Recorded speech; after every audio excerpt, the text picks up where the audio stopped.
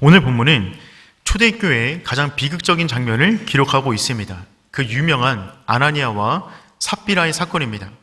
아나니아와 삽비라가 거액의 헌금을 하게 됩니다. 우리는 11조 하는 것도 마음이 버거운데 아나니아와 삽비라는 자신의 집을 정리하여 헌금을 했습니다. 그런데 일부를 했습니다. 그리고 헌금한 이후에 죽임을 당합니다. 초대교회 가운데 첫 번째 맞이한 장례식이었습니다. 모든 장례식이 가슴 아프지만 이번 장례식은 정말 엄중했습니다. 누구도 그 가운데에 입을 열지를 못했습니다.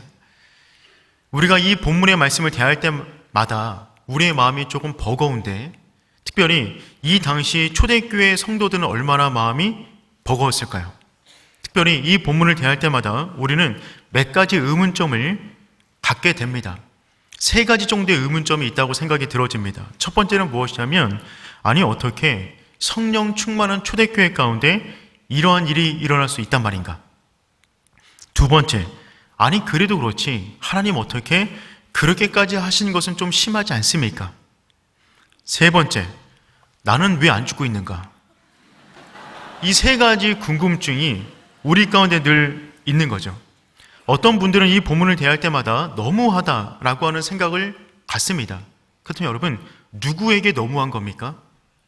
아니 어떻게 아나니아와 삽비라가 그와 같은 죄를 지을 수 있어? 정말 너무해 라고 하는 너무함입니까? 아니면 아니 하나님 그래도 너무하잖아요, 그렇게까지 하실 필요는 없잖아요 라고 하는 너무함입니까?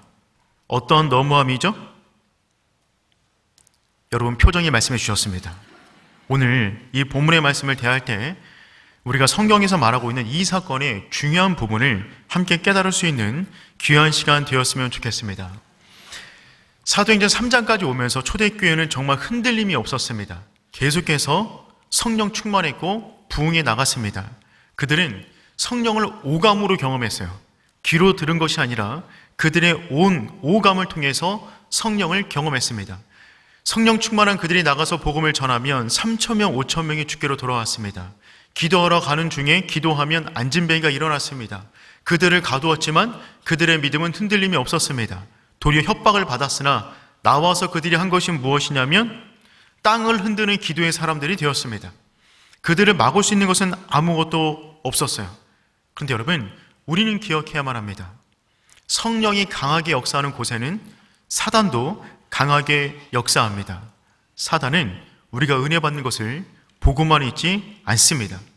사단의 공격은 두 가지 방향에서 주어집니다. 첫 번째는 외부적인 공격이에요. 사도행전 4장에서부터 외부적인 공격이 본격화됩니다. 베드로와 요한이 감옥에 갇힙니다. 협박과 위협을 경험합니다. 어려움을 맞이했어요. 그런데 교회 역사 가운데 외부적인 핍박으로 인하여서 교회가 흔들린 적은 한 번도 없습니다. 교회는 그때마다 더욱더 단단하게 뭉쳤습니다. 그런데 두 번째 공격은 심각했습니다. 사단의 두 번째 공격은 무엇이냐면 내부를 흔드는 것입니다. 은밀하게 조용히 다가와 공동체를 흔들어 놓는 것입니다. 때로는 너무 선하고 아름답고 헌신적인 가면을 쓰고 다가오기 때문에 이것이 공격인지도 모르는 가운데 쓰러질 때가 많이 있습니다. 한순간에 쌓아 올린 모든 것을 한 번에 쓰러뜨리는 사단의 공격 가운데 결정적인 부분은 내부를 흔들어 놓는 것입니다. 오늘 우리가 이 본문의 말씀을 통하여서 사단이 우리를 무너질 때 어떠한 계략을 쓰는가 깨닫고 그것에 대해서 우리가 온전히 방어하고 승리할 수 있는 오륜의 성도 되기를 축복합니다. 첫 번째, 사단의 계략은 무엇이냐면 하나됨을 깨트린다는 것입니다. 사단은 항상 우리 마음, 우리 공동체의 하나됨을 깨트립니다. 초대교회는 사람이 상상할 수 있는 가장 아름답고 이상적인 공동체였습니다. 그들은 정말 하나가 되었어요. 기도만 모여서 한 번 하고 끝난 것이 아니라 그들은 정말 한 성령 안에서 성령 충만을 경험했습니다. 한 성령의 성령 충만을 경험했기 때문에 그들은 진짜 하나가 되었습니다. 사도행전 4장 32절 말씀 함께 읽어볼까요? 시작. 한 마음과 한 뜻이 되어 모든 물건을 서로 통용하고 자기 재물을 조금이라도 자기 것이라 하는 이가 하나도 없더라. 아멘. 성령 충만한 공동체의 모습은 온전한 하나됨이었습니다. 성령이 충만하자 이 세상의 소유에 대한 집착에 대해서 손을 놓게 되었어요. 그래서 누구도 자기 것이라 주장하는 사람이 없고 자기가 있는 것을 가지고 누군가의 부족함을 채우는 온전한 하나됨을 이루었습니다. 다른 사람에 대해서 기도만 한 것이 아니라 그 사람의 인생을 함께 끌어안는 것입니다. 진짜 하나가 되었어요. 그 모습이 어땠는지 다시 한번 사도행전 4장 34절 35절 말씀 읽어보겠습니다. 시작. 이는 밭과 집 있는 자는 팔아 그 판 것의 값을 가져다가 사도들의 발 앞에 두매 그들이 각 사람의 필요를 따라 나눠 줌이라. 아멘. 여기 보니까 그 중에 가난한 사람이 없었다고 합니다. 모든 사람의 필요를 함께 서로가 돌봐주고 채워줬던 것입니다. 가난한 사람이 하나도 없었다. 즉 상대를 타자로 본 것이 아니라 자기로 바라본 겁니다. 그래서 자기를 돌보듯 남들을 끊임없이 돌봐왔던 것이죠. 그 안에 누가 누구를 도와준다 하여서 우월감을 가진 사람도 없었습니다. 누군가의 도움을 받는다고 해서 비굴함을 느끼지도 않았어요. 그들은 그냥 하나가 되었습니다. 역사 이래 수많은 국가와 리더들이 이와 같은 이상적인 유토피아를 만들기 위해서 노력했지만 전부 다 허사였습니다. 역사 이래 유일한 하나됨의 공동체가 초대교회의 모습입니다. 근데 여러분, 이 성령 충만하고 하나된 단단한 아름다운 공동체 안에 사탄이 역사하기 시작합니다. 1절의 말씀 함께 읽어보겠습니다. 시작. 그 안에 삽비라와 더불어 소유를 팔아. 여기 보니까 아나니아와 삽비라 부부가 등장합니다. 이들은 그들의 부동산을 정리했어요. 이런 대단한 것입니다. 그런데 이 아나니아와 삽비라라는 이 이름은 굉장히 아름다운 이름입니다. 특별히 아나니아, 이 이름은 사도행전에 3명이 등장해요. 오늘 본문의 1명, 사도행전 9장에 베드로의 눈을 뜨게 해준 아나니아가 1명 나오고요. 사도행전 23장에 바울이 잡혀갔을 때 그를 신문했던 제사장 아나니아가 또 1명 등장합니다. 그러니까 여러 명의 이름을 쓴다는 말은 굉장히 좋은 의미를 담고 있다는 말이겠죠. 그래서 아나니아라고 하는 이름의 뜻은 무엇이냐면 하나님의 은혜가 깊으시다. 굉장히 좋은 이름입니다. 하나님의 은혜가 깊으시다. 그 안에는 쇼핑을 좋아하는 사람이었던 것 같습니다. 이름이 삽비라. 어떤 목사님께서 그렇게 말씀하시는데 귀에 콕 박히더라고요. 삽비라. 물론 그런 의미는 아닌데 이 의미가 어떤 의미냐면 아름답다. 삽비라는 아름답다라고 하는 의미를 가지고 있어요. 그러니까 두 아름다운 의미를 지니고 있는 사람이 만나 결혼했는데 그들이 한 일은 그들의 이름과 같지는 않았습니다. 이들은 자신들의 땅을 팔았습니다. 그것을 헌금했습니다. 대단한 일입니다. 놀라운 일입니다. 그런데 이 일이 왜 죽을 일입니까? 위선적인 일이었기 때문에 그렇습니다. 2절 말씀 함께 읽어보겠습니다. 시작. 그 값에 얼마를 감추매 그 안에도 알더라. 얼마만 가져다가 사도들의 발 앞에 두니. 여러분, 이 부부는 땅을 정리했어요. 그것을 헌금하기 시작합니다. 그런데 그것의 일부를 감추고 일부를 헌금했는데 마치 전부를 헌금한 것처럼 행동하기 시작합니다. 여기서 질문이에요. 이들은 왜 그렇게까지 헌금을 하는 거죠? 이들은 보통 사람 이상입니다. 우리는 헌금하고 싶어도 부동산을 정리하진 않잖아요. 그런데 이들은 그런 마음이 있던 사람들이었어요. 그런데 왜 이들은 그 중에 얼마를 감추고 얼마를 내면서도 전부 다 드렸다라고 그렇게 말을 했을까요? 이들을 헌금하게 만든 동기는 무엇이죠? 그것은 무엇이냐면 정말 성령 충만한 공동체 가운데 정말 성령 충만한 사람들을 본 거예요. 그래서 나도 저들처럼 되고 싶다라고 하는 마음이 생겨난 것입니다. 그런데 자기는 그런 존재가 아닌데 그런 존재가 받은 그 공동체 안에 존경을 받고 싶었던 것이죠. 존재됨에서 존재됨에 걸맞는 열매가 나오는 것인데 존재는 그렇지 않은데 그 열매만 갖기를 원하니까 그들은 무리수를 두어 이렇게 해서라도 그와 같은 영광을 받기를 원했던 것입니다. 그 앞에 그들을 자극한 한 인물이 있었어요. 바나바입니다. 사도행전 4장 36절, 37절 말씀 함께 읽어보겠습니다. 시작. 레위족 사람이 있으니 이름은 요셉이라. 사도들이 일컬어 바나바라, 번역하면 위로의 아들이라 하니 그가 밭이 있음에 팔아 그 값을 가지고 사도들의 발 앞에 두니라. 아멘. 요셉은 자신의 밭을 팔아 사도들의 발 앞에 두었습니다. 사도들은 이 사람을 일컬어 바나바라고 부르기 시작합니다. 바나바는 위로의 아들입니다. 그는 정말 사람들을 위로하는 사람이었어요. 그는 정말 성령 충만한 사람이었어요. 물질에 매여있지 않는 사람이었어요. 그래서 그는 그 집을 팔아서 교회에게 헌금했습니다. 부족한 사람들을 도와주기 원하는 그 마음의 말이죠. 그는 정말 순수하고 자발적인 마음에서 이와 같이 행한 것입니다. 바나바는 그렇게 하면 됩니다. 하지만 아나니아와 삽비라는 그 정도의 믿음이 없는 사람이에요. 그러면 어떻게 하면 되죠? 안 하시면 됩니다. 그런데 자신의 재산을 팔아서라도 본인은 그렇지 않은데 그런 사람들이 받고 있는 존경을 받기를 원했던 것이죠. 위선이었습니다.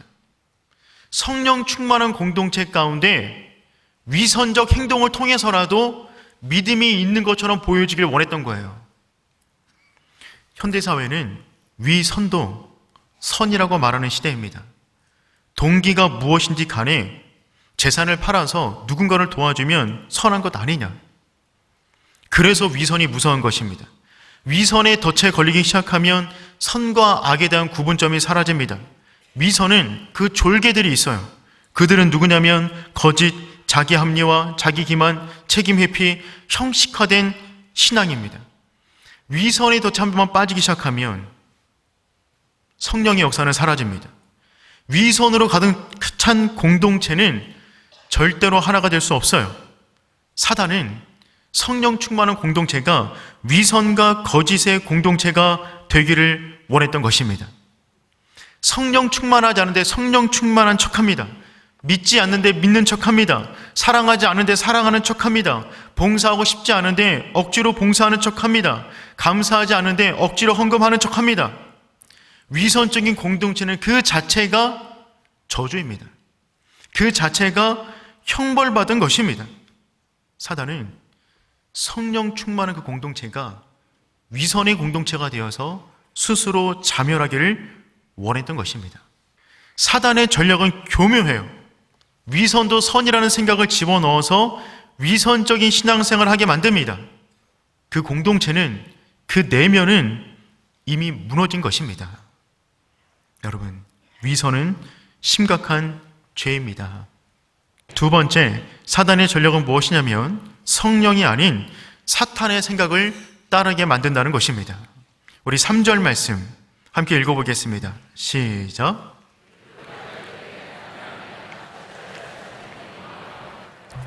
내가 성령을 속이고 땅값 얼마를 감추었느냐. 성령 충만한 베드로는 아나니아 속에 있는 내면의 상태를 정확하게 꿰뚫어 보았습니다. 그래서 말을 하죠. 사탄이 내 마음에 가득하여. 이 가득하다라고 하는 이 단어는요, 성령 충만의 충만과 똑같은 단어입니다. 즉 아나니아는 사탄 충만했어요. 여러분 놀랍지 않습니까? 성령 충만한 공동체 가운데 사탄 충만한 사람들이 있었다는 말입니다. 이것은 매우 충격적인 표현이 아닐 수가 없습니다. 매일같이 성령의 역사가 일어나고 방언과 역사가 일어나고 표적과 이사가 일어나고 땅이 흔들리는 기적을 경험하는 그 현장 속에서도 여전히 사탄 충만한 사람들이 있단 말이죠. 그럼 여러분, 우리는 우리의 배후를 살펴야 됩니다. 우리 인생 가운데 벌어지는 모든 일들은 자연스럽게 일어난 일은 하나도 없습니다. 배후가 있어요. 그래서 우리는 이것이 성령의 역사인가 사단의 역사인가를 날마다 질문해야 됩니다. 교회가 하는 일은 그겁니다. 성도 자신의 삶 가운데 벌어지는 그들의 머릿속에서 벌어지는 그 생각들, 여러분의 마음속에 벌어지는 그 감정들, 여러분이 손과 발로 짚고 있는 그 행동들, 그것에 대한 배후를 여러분들은 면밀하게 살피셔야 됩니다. 아나니아와 삽비라는 사탄 충만했지만 집을 팔아 헌금했어요. 사탄 충만해도 봉사할 수 있습니다. 기도할 수 있습니다. 목회할 수 있습니다. 선교할 수 있습니다. 동기를 살펴야 됩니다. 사탄은 심지어 예수님의 12제자 공동체 안에도 들어가서 역사했어요. 3년 동안 예수님과 함께 했음에도 불구하고 그 가운데 사탄 충만한 사람이 있었단 말입니다. 그럼 여러분, 성령의 역사와 사탄의 역사를 어떻게 구분할까요? 그 생각, 그 마음, 그 행동을 통해서 생명을 살리는가, 생명을 죽이는가를 점검해 보시길 바랍니다. 여러분이 하고 있는 그 생각, 그 감정, 그 행동이 여러분을 살리고 있습니까? 여러분을 죽이고 있습니까? 성령은 살리는 영입니다. 여러분이 하는 그 생각, 그 발언, 그 언행, 눈빛을 통하여 누군가의 생명을 죽이고 있습니까? 살리고 있습니까? 성령은 살리는 영이에요. 의미 없는 험담을 멈추시길 축복합니다. 아니면 말고식의 거짓 소문은 멈춰야만 합니다. 누군가를 향해 손가락질을 할 때 세 개의 손가락은 나를 향하고 있다는 그 사실을 우리는 명심해야만 합니다. 사탄 충만한 사람들은 이 땅의 가치가 최고라고 여기며 살아갑니다. 즉 뭐니 해도 돈이 최고다. 그래서 예수의 이름보다 은과 금의 놀이를 따르도록 만듭니다. 반면 성령 충만한 사람들은 은과 금을 무색하게 만듭니다. 그 힘의 놀이를 빼버리는 거죠. 교회의 하나됨은 예수 이름 붙잡을 때만 가능했어요. 초대교회는 은과 금을 우습게 여기고 돈, 명예, 권력을 쫓는 사람들을 부끄럽게 만들었습니다. 그래서 그들은 하나 되었어요. 그런데 사탄은 지금 어떤 일을 하고 있는 것이냐면 다시금 교회 안에 교묘하게 은과 금의 놀이를 깔아놓는 것입니다. 성령 충만한 모습도 은과 금으로 가능하다라는 생각을 집어넣는 것이죠. 은과 금을 가지고 오면 성령 충만한 사람처럼 보이고 은과 금을 가지고 오면 믿음 좋은 사람처럼 보이도록 만드는 것입니다. 그래서 교회 가운데 은과 금을 많이 낸 사람들은 발언권을 쥐고 있고 목에 힘을 줘도 괜찮다라고 하는 이상한 생각들을 교회 안에 집어넣는 것이죠. 반면 교회 가운데 은과 금을 내지 못하거나 부족한 사람들은 잠잠히 있어라. 이런 말도 안 되는 생각 누가 집어넣은 것이죠? 여러분, 사단의 교묘한 생각입니다. 성경에서 이 본문의 사건을 이렇게까지 심각하게 다루는 이유는 이것이 예수 이름으로 세워놓은 교회를 한순간에 무너뜨릴 수 있는 사단의 교묘한 전략이기 때문에 그렇습니다. 아나니와 삽비라 부부 안타깝습니다. 이해가 됩니다. 동정도 돼요. 하지만 그것은 동정의 문제이죠. 성령의 메시지는 언제나 칼처럼 날카로워요. 은과 금으로 교회를 세우려 하고 은과 금으로 교회 안에 힘을 주려고 하는 모든 것을 하나님께서는 막으신다는 것입니다. 그래서 여러분, 우리는 영적인 전신갑주를 입으셔야 돼요. 머리부터 발끝까지 성령의 충만함이 우리 가운데 있기를 축복합니다. 우리는 어느 순간에 사단의 불화살을 맞을 줄 모릅니다. 이미 맞았을 수도 있어요. 피를 질질 흘리고 있으면서 생명이 죽어가는 그런 모습으로 신앙생활을 하고 있을 수도 있습니다. 이 세상은 죄악으로 가득 차 있어요. 마치 오염된 물속에 사는 물고기가 그 물을 마시며 살아야 하듯이, 대기가 오염되면 그 공기를 마시며 살아야 하듯이 이 세상은 죄악된 세상이기 때문에 우리는 죄를 피할 수는 없습니다. 그래서 우리에게 성령 충만이 필요한 것입니다. 사단의 생각을 따라가는 것이 아니라 성령의 생각을 쫓을 수 있는 성도 되기를 축복합니다. 세 번째, 사단의 계략은 무엇이냐면 성령을 속일 수 있다고 착각하게 만드는 것입니다. 우리 3절 말씀 함께 읽어보겠습니다. 시작.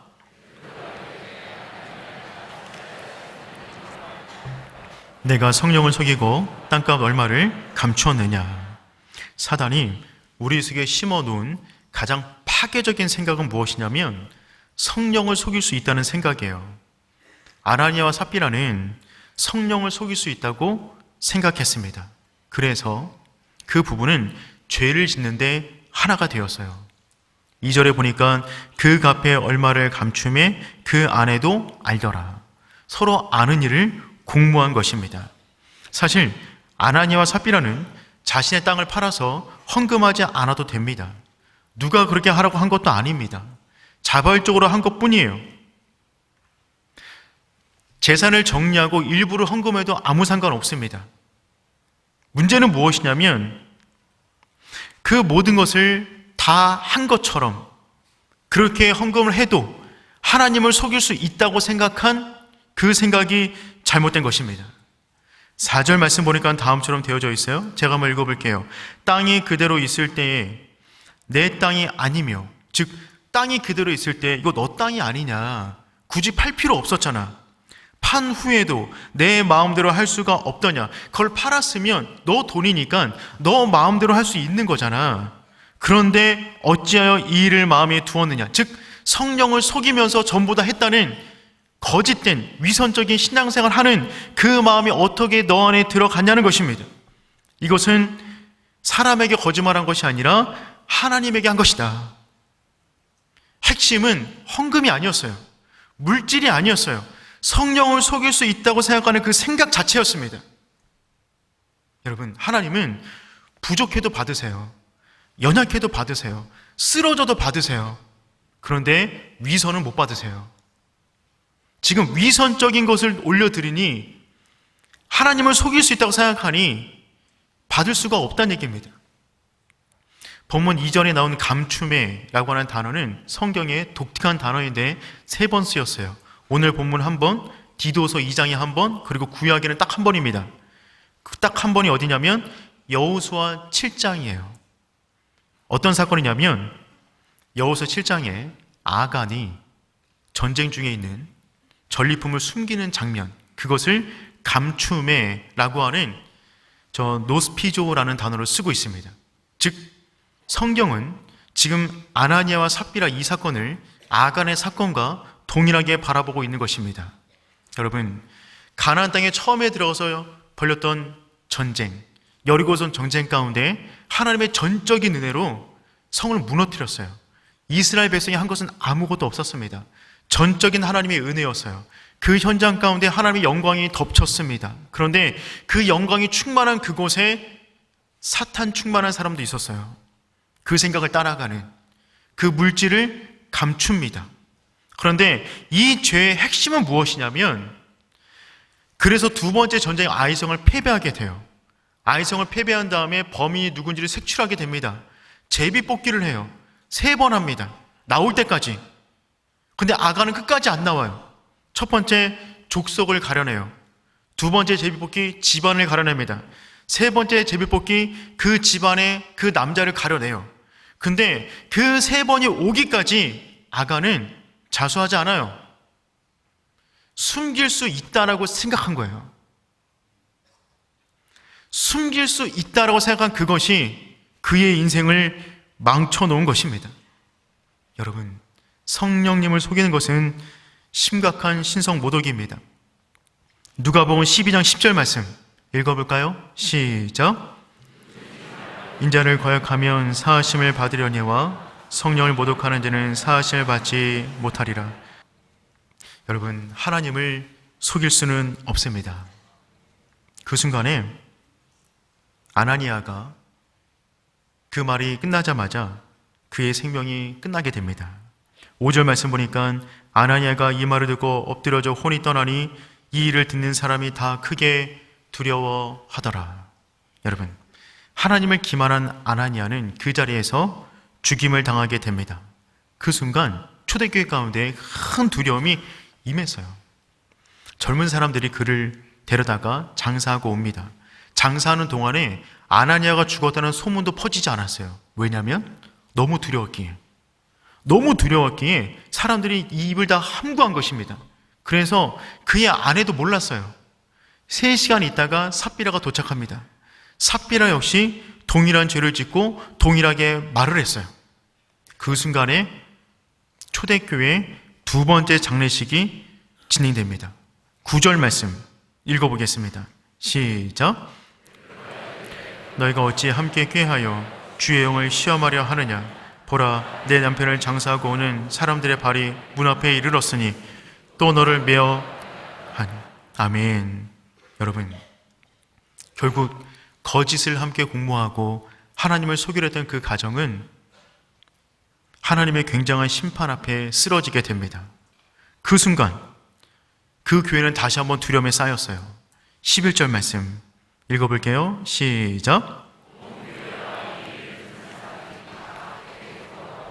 아멘. 오늘 본문 가운데 하나님을 두려워했다라는 표현이 2번 등장합니다. 초대교회 가운데 하나님의 엄청난 두려움이 휩싸였어요. 여러분이 이와 같은 초대교회를 다니고 있다고 생각해 보세요. 그럼 여러분 어떻게 하실래요? 아이고야, 무서워서 못 다니겠다. 다른 교회 가시겠습니까? 여러분, 그렇지 않았어요. 이 이후에 어떤 일이 벌어지냐면 그 교회는 하나님의 임재가 충만했어요. 거룩이 충만했어요. 더 하나 되었어요. 하나님의 기적과 역사가 더 크게 드러났습니다. 세상이 주는 두려움은 멀어지게 합니다. 가고 싶지 않게 만들어요. 그런데 하나님이 주는 경외심은 다가가게 만들어요. 더 알기를 원해요. 오묘하신 그분, 깊으신 그분을 더 알게 원하는 그 마음을 우리 가운데 일으킨단 말입니다. 여러분, 저는 우리 오륜교회가 그런 교회 되기를 소망합니다. 오늘 말씀의 결론을 맺도록 하겠습니다.